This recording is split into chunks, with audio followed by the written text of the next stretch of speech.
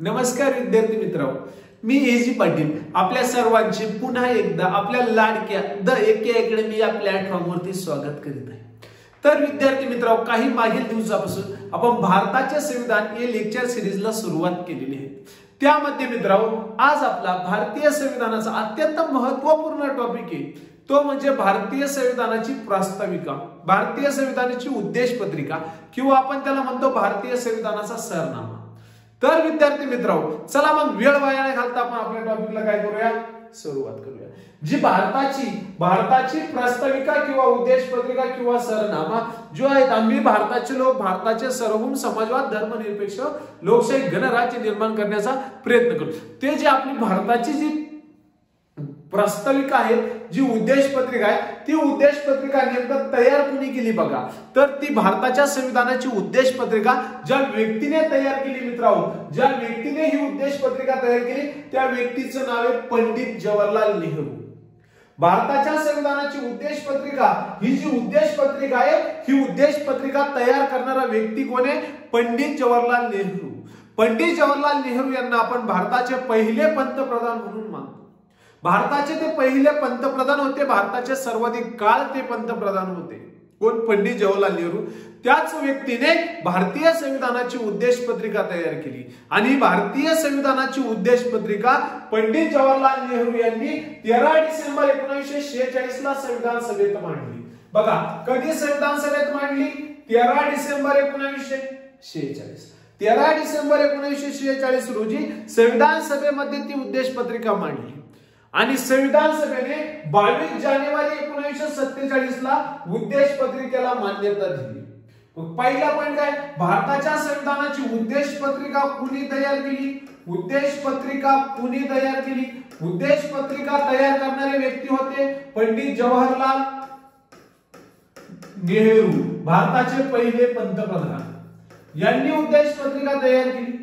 आता बघा मित्रांनो, जेव्हा पंडित जवाहरलाल नेहरू यांनी भारताच्या संविधानाची उद्देश पत्रिका तयार केली, जेव्हा पंडित जवाहरलाल नेहरू यांनी भारतीय संविधानाची उद्देश पत्रिका तयार केली, तेव्हा त्यांनी यूएसए म्हणजे काय, युनायटेड स्टेट ऑफ अमेरिका म्हणजेच काय, अमेरिका, या यूएसए च्या उद्देश पत्रिकेचा अभ्यास केला। म्हणजे भारताच्या संविधानाची उद्देश पत्रिका तयार करत असताना पंडित जवाहरलाल नेहरू यांनी कोणत्या देशाच्या उद्देश पत्रिकेचा अभ्यास केला? यूएसए। म्हणून आपण मित्रांनो, भारताच्या संविधानाच्या उद्देश पत्रिकेचे स्रोत म्हणून आपण कोणाला मानतो? अमेरिकेला मानतो। स्रोत म्हणून कोणाला मानतो? अमेरिकेला।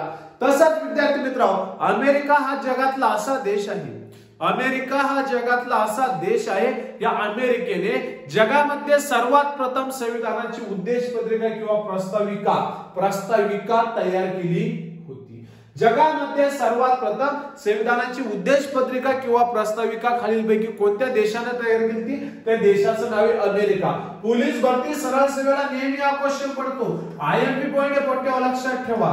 काय आयएमपी पॉइंट आहे? भारताच्या आपली जी उद्देश पत्रिका आहे, संविधानाची उद्देश पत्रिका तयार करणारा पहिला देश कोणता?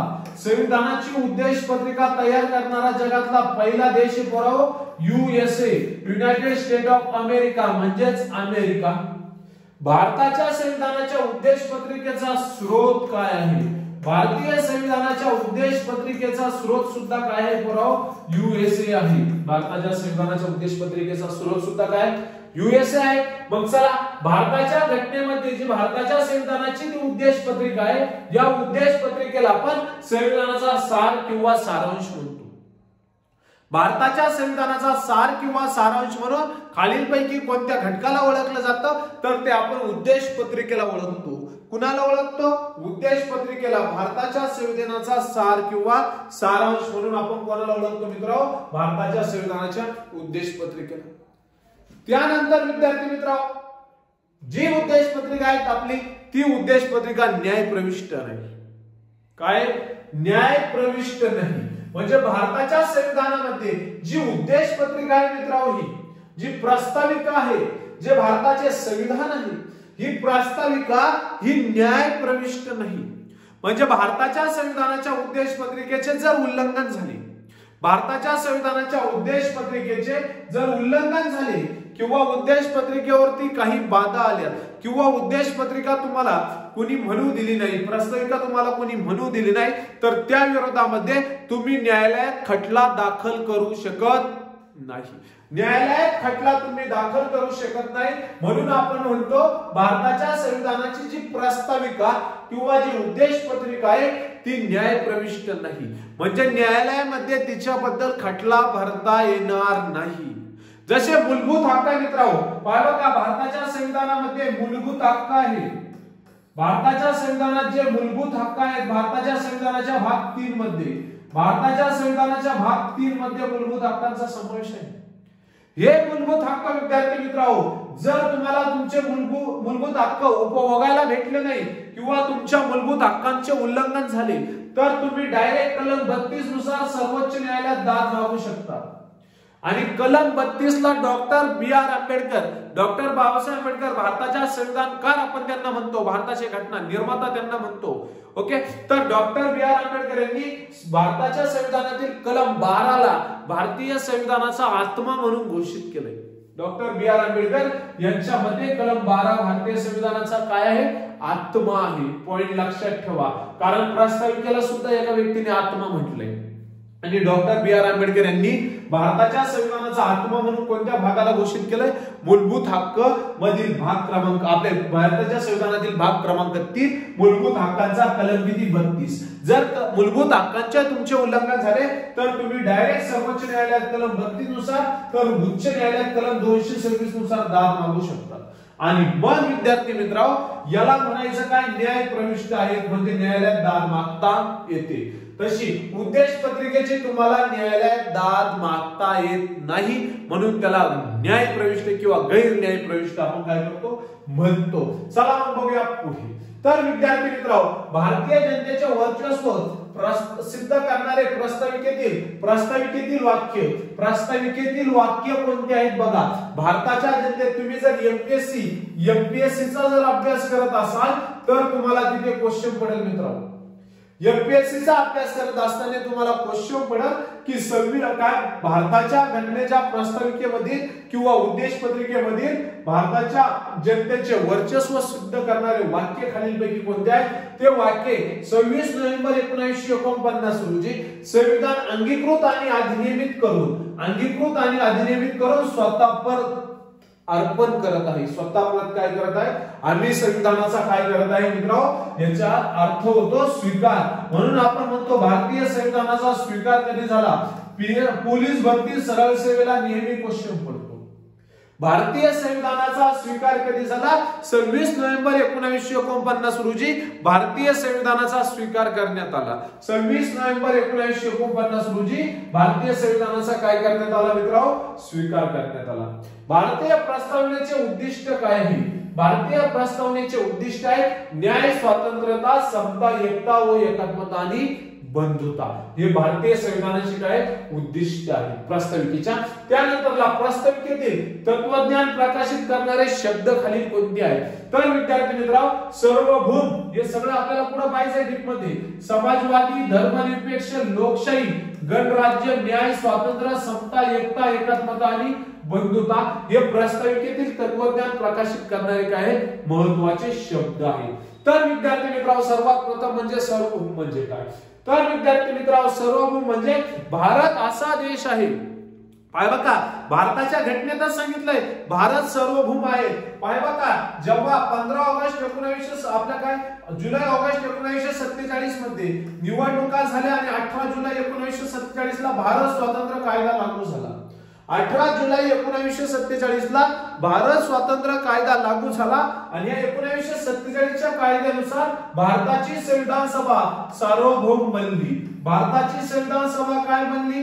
सार्वभौम बनली. भारताची संविधान सभा सार्वभौम कधी बनली? 1947 मध्ये. 1947 मध्ये भारताची संविधान सभा सार्वभौम बनली. आणि आता झालं काय बघा, भारताची संविधान सभा सार्वभौम बनली म्हणजे भारताच्या संविधान सभेला सर्व अधिकार प्राप्त झाले. सर्व अधिकार काय झाले? प्राप्त झाले. अधिकार, भारताच्या संविधान सभेला सर्व अधिकार काय झाले? प्राप्त झाले. म्हणजे भारताच्या संविधान सभेवर आता कुणी नियंत्रण ठेवू शकत नाही किंवा भारताच्या संविधान सभेवर आता कुणी ऍक्शन घेऊ शकत नाही, कुणी नियंत्रणाखाली ठेवू शकत नाही. भारताची संविधान सभा काय झाली? सार्वभौम बनली. आणि विद्यार्थी मित्रांनो तशाच पद्धतीने आपल्या भारताच्या घटनेच्या प्रस्ताविकेमध्ये सार्वभौम या शब्दाचा उल्लेख करण्यात आलेला आहे. तुम्ही PSI STI ASO राज्य सेवा अभियांत्रिकी क्लास 1 क्लास 2 आणि क्लास 3 या पोस्टसाठी जर तुम्ही अभ्यास करत असाल विद्यार्थी मित्रांनो तर तुम्हाला तिथे क्वेश्चन पडतो भारताच्या संविधानातील सार्वभौम या शब्दाचा अर्थ काय किंवा सार्वभौम म्हणजे काय. ओके, तर त्याबाबत आपल्याला क्वेश्चन पडतो. तर विद्यार्थी मित्रांनो पहिला पॉइंट लक्षात घ्या, भारताची जी आपला काय भारत जो सार्वभौम आहे, भारत काय सार्वभौम आहे म्हणजे कोणत्याही बाह्य शक्तीचा प्रभाव भारतावर नाही. भारत देशावर कोणत्याही बाह्य शक्तीचा प्रभाव नाही म्हणजे कोणत्याही देशाचा व्यक्ती किंवा कोणताही देश म्हणू शकत नाही की भारत आमच्या नियंत्रणाखाली आहे. काय असं म्हणू शकत नाही. म्हणजे भारत पूर्णपणे काय आहे? स्वातंत्र्य आहे. भारत पूर्णपणे काय आहे? स्वातंत्र्य आहे. म्हणून विद्यार्थी मित्र आपण म्हणतो काय भारत हा सार्वभौम आहे म्हणजे भारतावर कोणत्याही बाह्य शक्तीचा काय नाहीये प्रभाव नाहीये. First point. सेकंड पॉइंट स्वातंत्र्य आहे. सांगितलं भारत पूर्णपणे काय आहे? स्वतंत्र आहे. भारत हा पूर्णपणे स्वतंत्र आहे. थर्ड पॉइंट परकीय सत्तेचा अधिकार भारतावर नाही.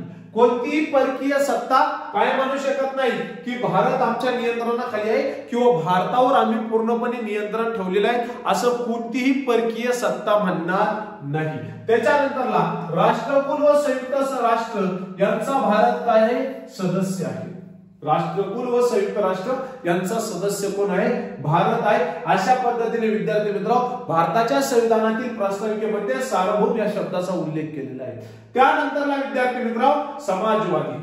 भारताच्या संविधानाच्या प्रस्ताविकेमध्ये समाजवादी या शब्दाचा उल्लेख केलेला आहे. आता विद्यार्थी मित्रांनो भारताच्या घटनेत प्रस्ताविकेमध्ये एक वेळेस दुरुस्ती झालेली आहे. आतापर्यंत पोलीस भरती सरळ सेवेला नेहमी क्वेश्चन पडतो विद्यार्थी मित्रांनो काय की भारताच्या घटनेतील प्रस्ताविकेमध्ये आतापर्यंत किती वेळेस दुरुस्त्या करण्यात आलेल्या आहेत. तर विद्यार्थी मित्रांनो भारताच्या घटनेतील प्रस्ताविकेमध्ये आतापर्यंत फक्त एकदा दुरुस्ती करण्यात आली. भारताच्या घटनेमध्ये 42वी घटना दुरुस्ती झाली 1976 ला. भारताच्या घटनेत 42वी घटना दुरुस्ती झाली 1976 ला आणि 42वी घटना दुरुस्ती सर्वात मोठी घटना दुरुस्ती आहे म्हणून तिला मिनी घटना दुरुस्ती असे म्हणतात. काय म्हणतात? मिनी. क्वेश्चन लेवेळेस पडला मित्रांनो खालीलपैकी कोणत्या घटना दुरुस्तीला मिनी घटना दुरुस्ती म्हणून ओळखतात? 42व्या घटना दुरुस्तीला आपण काय मिनी घटना दुरुस्ती म्हणून काय करतो? ओळखतो. जेव्हा 42वी घटना दुरुस्ती झाली 42वी घटना दुरुस्ती झाली तेव्हा प्रस्ताविकेमध्ये 3 शब्दांचा समावेश केला. 42व्या घटना दुरुस्तीनुसार भारताच्या संविधानाच्या प्रस्ताविकेमध्ये पहिल्यांदी घटना दुरुस्ती झाली. पाय बघा संविधानाची कितवी? 42वी. प्रस्ताविकेची कितवी? प्रस्ताविकेची पहिली. प्रस्ताविकेची कितवी घटना दुरुस्ती? प्रस्ताविकेची पहिली. आणि आतापर्यंत भारताच्या संविधानाच्या उद्देश पत्रिका किंवा प्रस्ताविकेमध्ये एकदाच दुरुस्ती झालेली आहे. आतापर्यंत किती झाल्यात? फक्त एकदाच झाली. मग आता 42व्या घटना दुरुस्तीनुसार 1976 मध्ये भारताच्या संविधानाच्या प्रस्ताविकेमध्ये समाजवादी या शब्दाची तरतूद करण्यात आलेली आहे. भारताच्या घटनेच्या प्रस्ताविकेमध्ये समाजवादी या शब्दाची तरतूद 42व्या घटना दुरुस्तीनुसार 1976 मध्ये केलेली आहे. त्याच्यानंतरला पूर्वी मार्गदर्शक तत्वांमध्ये हा शब्द होता. म्हणजे पहा बघा समाजवादी हा शब्द प्रस्ताविकेमध्ये टाकला. कुठे टाकला? प्रस्ताविकेत. कधी टाकला? 42वी घटना दुरुस्ती 1976 नुसार प्रस्ताविकेत टाकला. 42वी घटना दुरुस्ती 1976 नुसार. परंतु तो घेतला कुठून? तर तो घेतला DPSP म्हणजे काय? मार्गदर्शक तत्वे भाग 4 मधून. भारताच्या संविधानाच्या कोणत्या भागातून? 4 भागातून. भाग 4 मधून घेतला आणि तो पुढे टाकला प्रस्ताविकेमध्ये. भाग 4 मधून डायरेक्ट तो कट करून घेतला. भाग 4 मधून काय केला? कट केला. म्हणजे तो आता समाजवादी हा शब्द भारताच्या संविधानाच्या मार्गदर्शक तत्वांमध्ये राहिलेला नाही. तो तिथून काढून घेतला आणि फक्त आता जो कुठे आढळतोय, फक्त जो प्रास्ताविकेत आढळतोय. फक्त कुठे आढळतो? प्रास्ताविक. समाजवाद म्हणजे काय? लोकशाही समाजवाद प्रणाली म्हणजे काय? लोकांनी लोकांसाठी स्थापन करून दिलेली. अल्ब्रेक्ट लिंगर आपण म्हणतो त्या व्याख्यानाचं जनक. त्यानंतरला भारताची अर्थव्यवस्था. समाजवाद असा सांगतो की भारताची अर्थव्यवस्था ही मिश्र स्वरूपाची आहे. इकॉनॉमी मध्ये मी तेच तुम्हाला शिकवणारच आहे. त्यानंतरला विद्यार्थी मित्रांनो पुढला शब्द आहे धर्मनिरपेक्ष. आता आपल्या घटनेच्या कलम 15 मध्ये सांगितलेलं आहे. भारताच्या घटनेच्या कलम किती मध्ये सांगितलंय? 15 मध्ये. काय सांगितलंय बघा, कलम 15 असा सांगतोय मूलभूत हक्क आहे तो. कोणताही व्यक्ती, कलम 15 काय सांगतो बघा, कोणताही व्यक्ती मग तो आमदार असू द्या, खासदार असू द्या, सरन्यायाधीश असू द्या, माजी सरन्यायाधीश असू द्या किंवा राज्यपाल असू द्या. बघा आपल्याला आता राज्यपाल म्हणल्यानंतर लगेच आठवल भगतसिंह कोश्यारी. बरोबर आहे का नाही? तर विद्यार्थी मित्रांनो तसंच भारताच्या कोणताही व्यक्ती असू द्या, तो कोणताही व्यक्ती कलम 15 नुसार, कोणताही व्यक्ती कलम 15 नुसार कोणत्याही व्यक्तीचं धर्म, वंश, जात, लिंग, जन्मस्थळ व जन्म ठिकाण यावरून भेदभाव करू शकत नाही. काय सांगतोय कलम 15?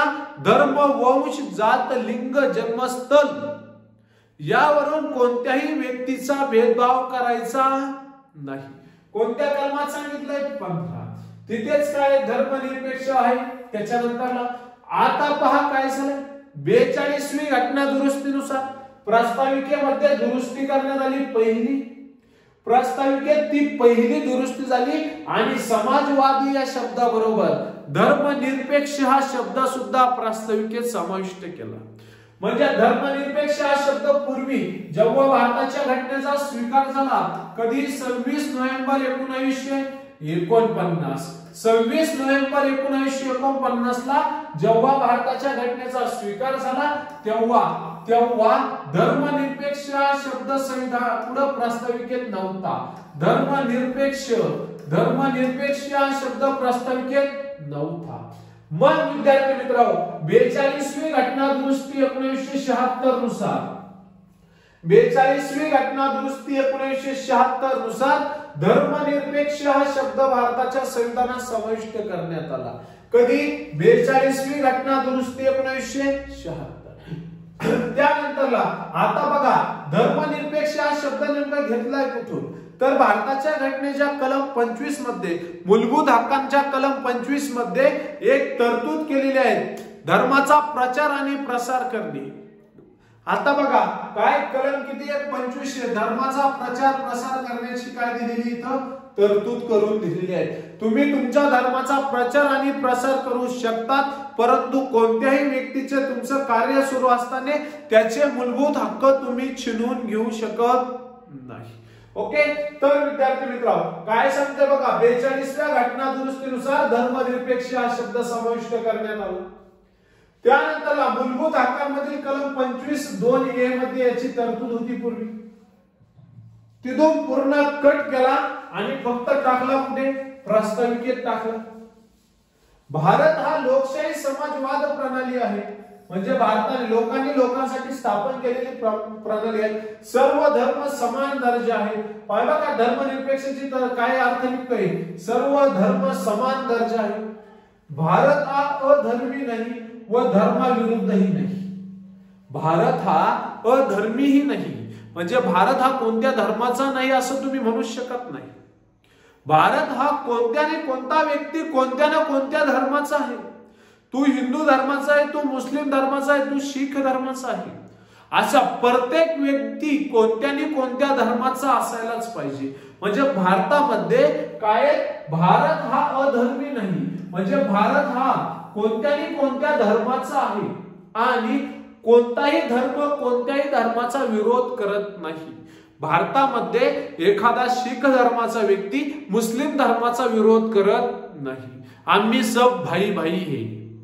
बरं नाही, आपल्याला आठवत असं बंगालची फाळणी 1905 ला कर्जन्य बंगालच्या फाळणीची घोषणा शिमल्यावरून केली. तेव्हा सगळ्या हिंदू मुस्लिम लोकांनी हातामध्ये लाख्या बांधून काय घोषणा दिली? हम एक साथ है, हम भाई भाई काय है साथ है. तशा पद्धतीने विद्यार्थी मित्र भारत हा अधर्मी नाही, म्हणजे भारत हा पूर्णपणे काय धर्मानुसार चालतो आणि काय कोणत्याही धर्माचा विरोध करत नाही. भारत हा कोणत्याही धर्माचा विरोधी नाही, त्यालाच काय म्हणतो आपण धर्मनिरपेक्ष. त्यानंतर लोकशाही, लोकांनी लोकांसाठी स्थापन करून दिलेलं शासन. लोकांनी लोकांसाठी, आता ह्या लोकांनी त्यांच्या कल्याणासाठी ह्या व्यक्तीची नियुक्ती करून दिली आहे. म्हणजे लोकांनी लोकांसाठी स्थापन करून दिलेलं शासन म्हणजे काय होय, लोकशाही होय.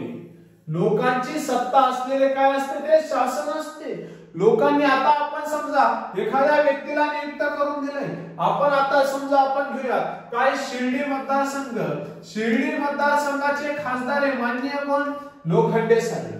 आता लोखंडे साहेब हे शिर्डी मतदारसंघातील सर्व जनतेचं काय प्रतिनिधित्व कुठं करतात, लोकसभेमध्ये करतात. अशा पद्धतीने लोकांनी लोकांसाठी स्थापन करून दिलेलं हे शासन आहे. म्हणून त्याला आपण काय म्हणतो, भारत हा लोकशाही प्रणाली आहे. भारतामध्ये कशी प्रणाली आहे, भारताची शासन व्यवस्था ही लोकशाहीवर आधारित आहे. म्हणजे लोक काय करू शकतात, लोक हे सरकार तयार करू शकतात आणि सरकार पाडूही शकतात.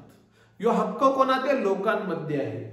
त्यानंतरला भारत अप्रत्यक्ष लोकशाही आहे. भारतात अप्रत्यक्ष लोकशाही आहे. अप्रत्यक्ष आहे म्हणजे काय, लोकांचा कोणीतरी प्रतिनिधी काय करतोय, त्यांची बाजू मांडतोय. म्हणजे काय अप्रत्यक्ष. समजा आता आपण काय जनता आहे, आपण जनता आहे, पण आपण आपली बाजू आपल्या एखाद्या व्यक्तीनुसार आपण काय करू शकतो, केंद्र सरकार शासनात मांडू शकतो. आपली बाजू आपण डायरेक्ट मांडत नाही. जर जनतेने जिथे डायरेक्ट भाग घेतला असेल, जनतेने ज्या घटकामध्ये डायरेक्ट भाग घेतला त्याला म्हणतात प्रत्यक्ष. आणि जनतेचा एखादा प्रतिनिधी त्या घटकात भाग घेतो. जनतेचा एखादा प्रतिनिधी, आता जनतेने ह्या प्रतिनिधीला निवडून दिले, हा प्रतिनिधी एखाद्या घटकात भाग घेणार, त्याला म्हणायचं अप्रत्यक्ष. त्याला काय म्हणायचं, अप्रत्यक्ष. म्हणजे प्रत्यक्ष लोक तिथे नसतात, अप्रत्यक्षरित्या ते चालतं. म्हणून आपण काय म्हणतो, भारताची प्रतिनिधी लोकशाही किंवा भारताची लोकशाही कशी आहे, अप्रत्यक्षरित्या आहे. त्यानंतर संसदीय लोकशाही आहे. भारताची लोकशाही कशी आहे, संसदीय. मग संसदेचे 2 सभागृह, राज्यसभा लोकसभा. राज्यसभा कलम 80, लोकसभा कलम 81, संसद 79. अशा पद्धतीने लोकशाही आहे मित्रांनो. भारत हा गणराज्य राज्य आहे. आता आपल्या सर्वांना माहिती आहे, नुकतेच भारताच्या राष्ट्रपती पदाच्या निवडणुका झाल्या. भारताच्या घटनेच्या कलम 53 मध्ये राष्ट्रपती पदाची तरतूद केलेली आहे. भारताच्या घटनेच्या कलम 53 मध्ये राष्ट्रपती पदाची तरतूद केलेली आहे. आणि भारताचे आताचे राष्ट्रपती म्हणून ज्या व्यक्तीची नियुक्ती झाली त्यामध्ये द्रौपदीताई मुर्मू या दुसऱ्या महिला राष्ट्रपती आहे. प्रतिभाताई पाटील या पहिल्या महिला राष्ट्रपती आहे. ओके, भारताचे पहिले राष्ट्रपती काय कोण होते, डॉक्टर राजेंद्र प्रसाद. भारताचे सर्वाधिक काळ राष्ट्रपती कोण होते, डॉक्टर राजेंद्र प्रसाद. राष्ट्रपतीची नियुक्ती कोण करतंय, राष्ट्रपतीची नियुक्ती लोकसभेचे सर्व निर्वाचित सदस्य, राज्यसभेचे सर्व निर्वाचित सदस्य, विधानसभा विधान परिषदेचे सर्व निर्वाचित सदस्य आणि दिल्ली, पॉंडिचेरी, जम्मू काश्मीर विधानसभेचे सर्व निर्वाचित सदस्य हे राष्ट्रपतीच्या निवडणुकीत भाग घेतात. राष्ट्रपतींना कलम 60 नुसार सरन्यायाधीशांद्वारे शपथ दिली जाते. आणि सध्याच्या राष्ट्रपती कोण आहेत, द्रौपदीताई मुर्मू आहेत. दुसऱ्या महिला आदिवासी महिला राष्ट्रपती आहेत त्या. त्यानंतर विद्यार्थी मित्र बघा, मग गणराज्य आणि राष्ट्रपतीचा काय संबंध आहे बघा. गणराज्य म्हणजे एखाद्या देशामध्ये पाहे बघा, एखाद्या देशामध्ये काय होतंय, पूर्ण प्रजामधून एका व्यक्तीची नियुक्ती केली जाते. पूर्ण लोकसंख्या, आता भारताची लोकसंख्या किती 2011च्या जनगणनेनुसार 121 कोटी. या 121 कोटी पैकी एका व्यक्तीची नियुक्ती केली जाणार आणि ही एक व्यक्ती भारतावरती राज्य करणार. म्हणून त्याला काय म्हणायचं, एक म्हणजे गण आणि दुसरं काय राज्य, म्हणून काय म्हणलं गणराज्य. काय म्हणलं गणराज्य. आता काही ठिकाणी राज्यशाही शासन व्यवस्था आहे, काही ठिकाणी राज्यशाही शासन व्यवस्था आहे, तर काही ठिकाणी गणराज्य आहे. गणराज्य म्हणजे लोकशाही शासन. गणराज्य म्हणजे काय लोकशाही शासन, लोकांनी लोकांसाठी निवडून दिलेला व्यक्ती तिथे असतो. आणि मित्रांनो प्रजासत्ताक म्हणजे काय गणराज्य होय. ओके. त्यानंतरला राष्ट्रप्रमुख लोकांद्वारे निवडले जात नाही. राष्ट्रप्रमुखांची नियुक्ती लोकांद्वारे नाही. मग राष्ट्रपतीची नियुक्ती कशी होते, अप्रत्यक्षरित्या होते. राष्ट्रपतीची नियुक्ती कशी होती, अप्रत्यक्षरित्या. तुम्हाला सांगितलंय राष्ट्रपतीची नियुक्ती लोकांद्वारे होत नाही, राष्ट्रपतीची नियुक्ती होती अप्रत्यक्षरित्या. म्हणजे राष्ट्रपतीच्या निवडणुकीत भाग कोण घेतं बघा, ज्या लोकांना तुम्ही निवडून दिलेला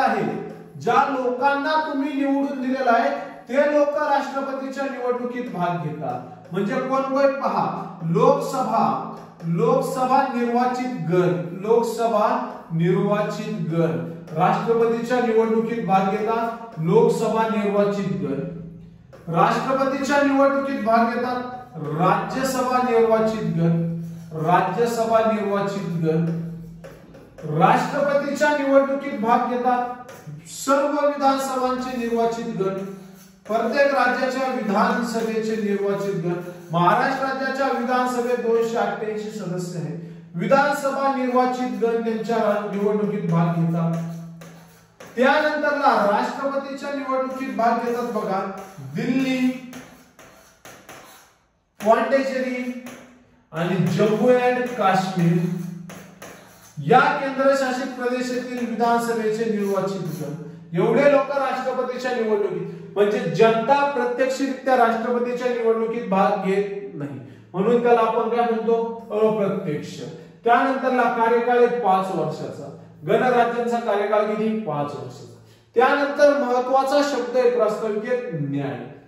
भारतामध्ये न्यायाचे स्वरूप सामाजिक, आर्थिक व राजकीय तिन्ही स्वरूपाचे आहे. भारतीय न्यायाचे स्वरूप किती स्वरूपाचे आहेत, 3, सामाजिक, आर्थिक आणि राजकीय. सामाजिक न्याय व्यवस्था म्हणजे काय, भारतामध्ये सर्व लोकांना समान दर्जा दिलेला असतो.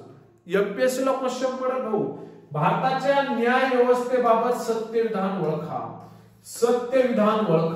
पहिलं काय सांगितलं, भारताची न्याय व्यवस्था सामाजिक स्वरूपाची आहे.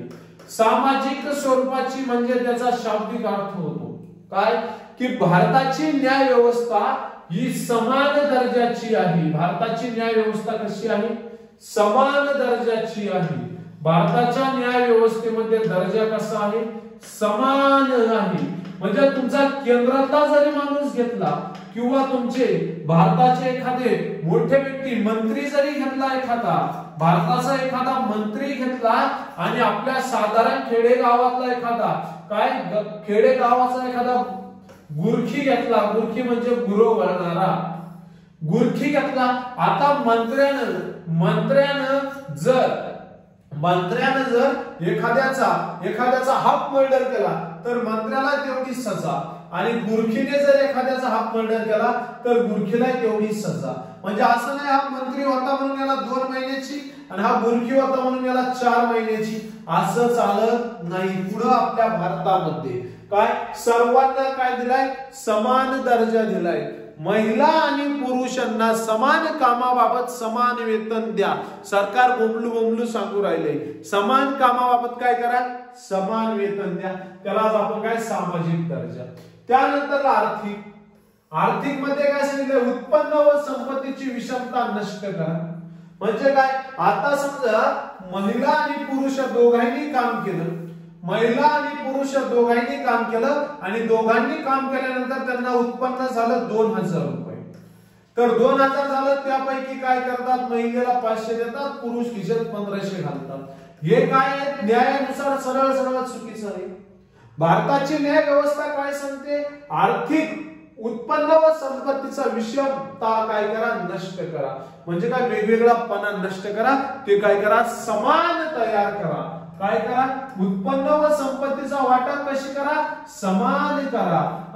थोरल्याला 1 एकर जास्त, छोट्याला 1 एकर कमी, हे सगळं चुकीचं आहे. काय करा, आर्थिक उत्पन्न व संपत्तीची विषमता काय करा, नष्ट. त्यानंतरला राजकीय काय सांगते बघा, सर्वांना समान राजकीय हक्क द्या. सर्वांना काय करा, समान. म्हणून भारताच्या घटनेत 61वी घटना दुरुस्ती झाली 1988 ला आणि 18 वर्षापुढील लोक मतदानात भाग घ्यायला लागले. काय, सर्वांना काय करा, समान राजकीय हक्क काय करू द्या, प्राप्त करू द्या. ही भारताची न्याय व्यवस्था आहे. त्यानंतरला विद्यार्थी मित्रांनो, समानता. समानता काय, भारताच्या घटनेच्या कलम 14 मध्ये सांगितलंय समानता का अधिकार, म्हणजे काय, समानतेचा अधिकार. पाय बघा, कुठं सांगितलंय, कलम 14 मध्ये. समानता काय सांगते बघा, नागरी समानता कलम 14 ते 18 मध्ये दिली. राजकीय समानता कलम 325 ते 326 दिली. समानता म्हणजे जर केंद्र सरकारने जर एखादा कायदा लागू केला, केंद्र सरकारने कायदा लागू केला सुकडीचा, केंद्र सरकारने कायदा कोणता लागू केला, सुकडीचा कायदा लागू केला केंद्र सरकारने, आणि केंद्र सरकारने सुकडीचा कायदा लागू केला आणि आपल्या बब्याला सुकडीच भेटली नाही, तर आपल्या बब्यावर अन्याय झाला. बब्यावर काय झाला, अन्याय झाला. आता काय झालं, मग बब्या काय करणार, कोर्टाकडे जाणार न्याय मागणार. आणि विद्यार्थी मित्रांनो, केंद्र सरकारने हा कायदा तयार केला, तर हा केंद्र सरकार हा कायदा संपूर्ण भारतामध्ये लागू करणार. पुढे लागू करणार, संपूर्ण भारतात लागू करणार. केंद्र सरकारने हा कायदा संपूर्ण भारतात लागू करावा. म्हणजे केंद्र सरकार एखाद्या राज्यात, जसं अमेरिकेत होतं, किंवा एखाद्या गावात, किंवा एखाद्या जिल्ह्यात, किंवा एखाद्या तालुक्यात, किंवा एखाद्या प्रांतात, हा कायदा लागू करत नाही.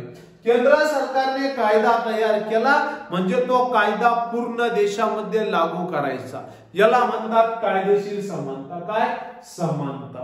राज्य सरकारने, महाराष्ट्र राज्य सरकारने जर कायदा लागू केला, महाराष्ट्र राज्य सरकारने कायदा तयार केला. आता महाराष्ट्र राज्य सरकार म्हणलं 18 वर्षापुढील मुलं नाही, तर 19 वर्षापुढील ज्या विद्यार्थ्यांना पोलीस शिपायाचा फॉर्म भरायचा आहे, त्यांचं वय वर्ष 19 प्लस असं, असा कायदा तयार केला. आता हा कायदा पूर्ण महाराष्ट्रामध्ये लागू झाला. की असं नाही की हा कायदा विदर्भात नाहीये, मराठवाड्यात आहे, खानदेशात नाहीये, कोकणात आहे, पश्चिम महाराष्ट्रात नाही, असं नाही. हा कायदा संपूर्ण राज्यामध्ये काय झाला, लागू झाला. म्हणून याला आपण काय म्हणतो, समानता असे म्हणतो. चला, त्यानंतर विद्यार्थी मित्रांनो, व्हिडिओ आवडत असेल लाईक करा, कमेंट करा, शेअर करा. हा, तर बघा विद्यार्थी मित्रांनो, पुढे सांगितलंय भारताच्या घटनेची जी प्रास्ताविका आहे, या भारताच्या घटनेच्या प्रास्ताविकेचे वेगवेगळ्या व्यक्तींनी वेगवेगळ्या पद्धतीने उल्लंघन केलेले आहे. आपल्या काय म्हणतो, उल्लेख केलेला आहे. म्हणजे भारताच्या घटनेच्या प्रास्ताविकेचा उल्लेख वेगवेगळ्या व्यक्तींनी वेगवेगळ्या पद्धतीने केलाय. त्यापैकी जी पहिली व्यक्ती आहे एम व्ही पायली यांनी सांगितलंय भारताची घटना ही सर्वोत्तम प्रस्ताव, भारताच्या घटनेची प्रास्ताविका ही सर्वोत्तम प्रास्ताविका आहे. एम व्ही पायली काय म्हणताय, भारताच्या घटनेची प्रास्ताविका आहे ती कशी आहे, सर्वात उत्तम दर्जाची आहे. आपल्याला याच्यावर क्वेश्चन पडतो, भारताच्या घटनेची प्रास्ताविका ही सर्वात उत्तम दर्जाची आहे असा उल्लेख खालीलपैकी कोणी केला, एम व्ही पायली. त्यानंतरला दुसरे व्यक्ती आहे के.एम. मुन्शी, ते ज्यांनी मसुदा तयार करण्याची कामगिरी मोठ्या प्रमाणात पार पाडली. महसुदा समितीचे अध्यक्ष डॉक्टर बाबासाहेब आंबेडकर 29 ऑगस्ट 1948 ला महसुदा, आपल्या 47 ला महसूल समितीची काय स्थापना. तर काय म्हणतात डॉक्टर के मुन्शी, बघा डॉक्टर के मुन्शी म्हणतात भारताच्या संविधानाची जी उद्देश पत्रिका किंवा प्रास्ताविका आहे ती भारताच्या संविधानाची राजकीय राशी भविष्य आहे. भारताच्या संविधानाची काय आहे, राजकीय राशी भविष्य आहे किंवा राजकीय कुंडली आहे, किंवा राजकीय काय आहे, कुंडली आहे. त्यानंतरला येणे पालखीवाल्यांनी उल्लेख केलाय. पालखीवाला काय म्हणतात बघा, प्रस्तावना घटनेची ओळखपत्र आहे. भारताच्या संविधानाची प्रास्ताविका ही भारताच्या संविधानाची प्रास्ताविका ही घटनेचं काय आहे, ओळखपत्र आहे. भारताच्या संविधानाची प्रास्ताविका घटनेचं ओळखपत्र आहे. त्यानंतरला मोहम्मद हिदायतुल्लाह म्हणताय, न्यायाधीश मोहम्मद हिदायतुल्लाह ही व्यक्ती भारताची न्यायाधीश असताना भारताची पहिली अशी व्यक्ती आहे ज्यांनी राष्ट्रपती पदावर बसण्याचा मान मिळवलेला आहे। भारताची खालीलपैकी कोणती न्यायाधीश व्यक्ती राष्ट्रपती पदावर होती? एक महिना होती 1969 साली। कोण? न्यायाधीश मोहम्मद हिदायतुल्लाह। तर न्यायाधीश मोहम्मद हिदायतुल्लाह काय म्हणतात बघा, सरनामा आपल्या संविधानाचा आत्मा असून तो राजकीय समाजाचा प्रारूपाचे कथन करतो। सरनामा भारतीय संविधानाचा काय आहे? आत्मा आहे। म्हणजे जी भारताच्या संविधानाची उद्देश पत्रिका, प्रस्ताविका किंवा सरनामा आहे तो भारतीय संविधानाचा आत्मा असून राजकीय समाजाचे प्रारूपाचे काय करतो? कथन करतो। आता भारतीय संविधानाचा आत्मा, उद्देश पत्रिका भारतीय संविधानाचा आत्मा असं कुणी म्हटलं? असं म्हटलं कुणी? तर न्यायाधीश मोहम्मद हिदायतुल्लाह। पण कलम 32 हा भारतीय संविधानाचा आत्मा आहे असं कुणी म्हटलं? Doctor B R. आंबेडकर यांनी। Doctor B R. आंबेडकर काय म्हणताय बघा, काय म्हणताय? कलम 32 हा भारतीय संविधानाचा काय आहे? आत्मा आहे। ओके। त्यानंतरला आचार्य जी.बी. कृपलानी, कल्याणकारी राज्य अचंबित करणारे तत्व। त्यानंतरला प्राध्यापक अर्नेस्ट बार्गर, सरनामा राज्य घटनेचे मुख्य तत्व आहे, प्रस्तावना घटनेचे ओळखपत्र आहे।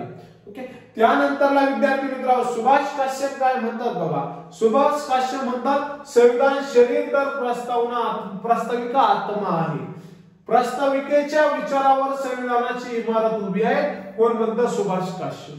त्यानंतरला पंडित ठाकूरदास भार्गव काय म्हणतात बघा, पंडित ठाकूरदास भार्गव यांनी प्रस्ताविकेचे उल्लेख केलेले आहेत। तर पंडित ठाकूरदास भार्गव यांच्या मते भारताच्या घटनेची प्रस्ताविका भारतीय राज्यघटनेचा आत्मा आहे, संविधानाची गुरु किल्ली आहे। त्यानंतरला एक संविधानाचं एक सुवर्ण रत्न आहे आणि एक मापदंड सुद्धा आहे असं पण म्हटलंय पंडित ठाकूरदास भार्गव।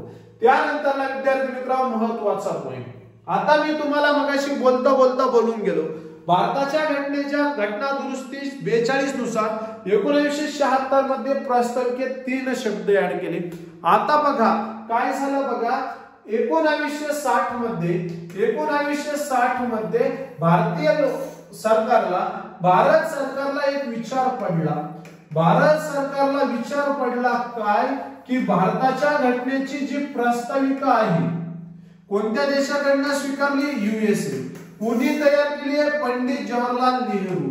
पंडित नेहरू यांनी जी भारताच्या संविधानाची उद्देश पत्रिका तयार केली आहे, ही उद्देश पत्रिका भारताच्या घटनेचा भाग आहे की नाही? म्हणजे भारताच्या घटनेची उद्देश पत्रिका भारताच्या घटनेचा भाग आहे की नाही आणि प्रस्ताविकेत बदल करता येतो की नाही, या दोन काय झाले प्रश्न उभे राहिले। प्रस्ताविका संविधानाचा भाग आहे की नाही, प्रस्ताविकेत बदल करता येतो की नाही, असे भारताच्या संसदेत 2 प्रश्न उभे राहिले आणि या 2 प्रश्नांना 2 पार्ट्यांनी वेगवेगळे मत दिले। मग विद्यार्थी मित्रांनो तिथून निर्माण झाला काय? वाद। आणि मग भारताच्या घटनेची प्रस्ताविका ही भारतीय संविधानाचा भाग आहे की नाही, त्यात बदल करता येतो की नाही, यासाठी 3 खटले भरले गेले। किती खटले भरले? 3। त्यातला पहिला खटला भरला बेरुबेरी खटला 1960 चा। आपल्याला क्वेश्चन पडतो बेरुबेरी खटला खालीलपैकी कशासाठी होता, कोणत्या घटकावर आधारित होता? बेरुबेरी खटला हा भारताच्या घटनेच्या प्रस्ताविकेवर आधारित होता। 2 नंबरचा पॉइंट, बेरुबेरी खटला हा कोणत्या वर्षी भरविण्यात आला? 1960 मध्ये भरविण्यात आला। तर बेरुबेरी खटल्याने भारताच्या घटनेचा प्रस्ताविकेबाबत खटला भरला। वाद काय होता आपल्याला माहिती आहे। पहिला वाद होता प्रस्ताविका घटनेचा भाग आहे की नाही, प्रस्ताविका घटनेचा भाग आहे की नाही। तर दुसरा वाद होता काय? प्रस्ताविकेत बदल करता येतो की नाही, येतो की नाही, हे खटले होते।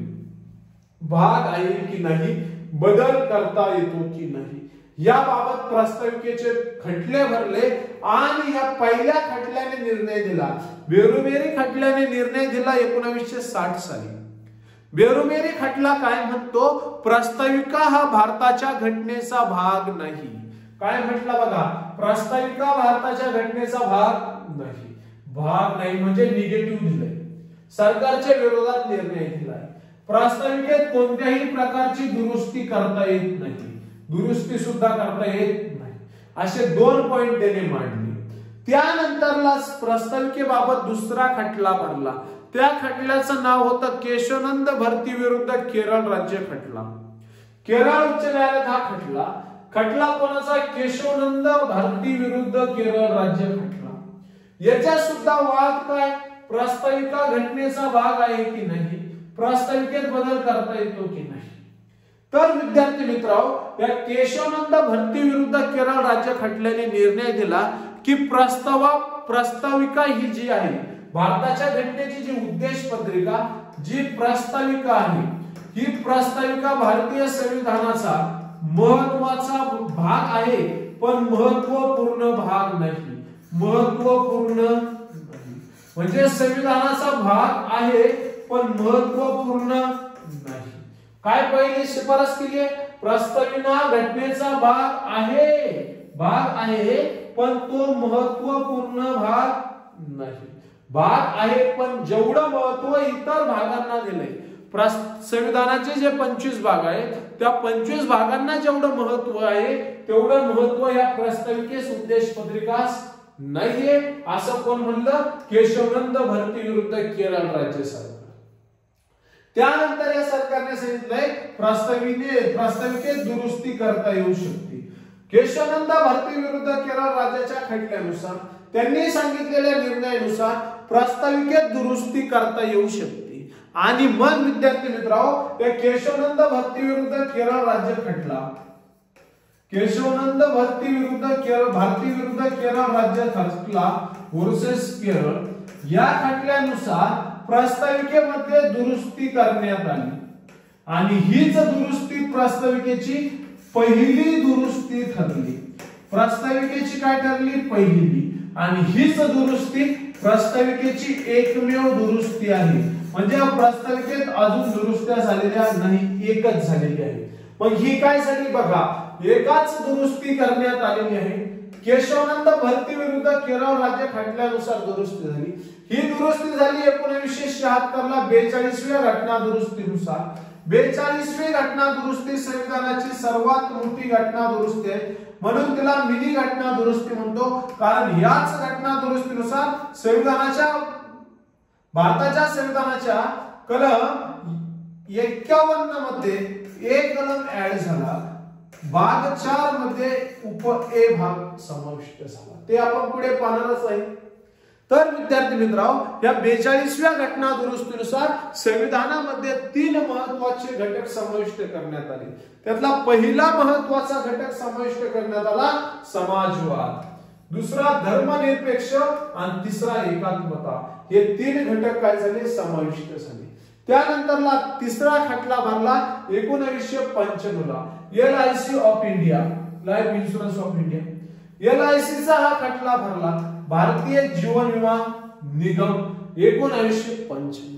LIC च्या या खटल्यामुळे सरनामा हा घटनेचा अविभाज्य भाग आहे, एकात्मक भाग आहे असं सांगितलं गेलं। म्हणजे काय सांगितलंय तिसऱ्या खटल्याने, सरनामा हा भारतीय घटनेचा अविभाज्य भाग आहे, म्हणजे तो संविधानापासून वेगळा करता येणार नाही। आणि काय, एक महत्वपूर्ण असा काय आहे, प्रस्तावना संविधानाचा भाग आहे। अशा पद्धतीने विद्यार्थी मित्रांनो, भारताच्या संविधानाचा महत्त्वाचा घटक आपण इथे संपवला आहे। पुढल्या घटकामध्ये आपण बघणार आहोत भारताच्या संविधानाची, आपल्या भारताचे संघराज्य व राज्यक्षेत्र, भारताचे संघराज्य व राज्यक्षेत्र। आता भेटूया पुढल्या व्हिडिओमध्ये, तोपर्यंत अभ्यास करा। थँक्यू।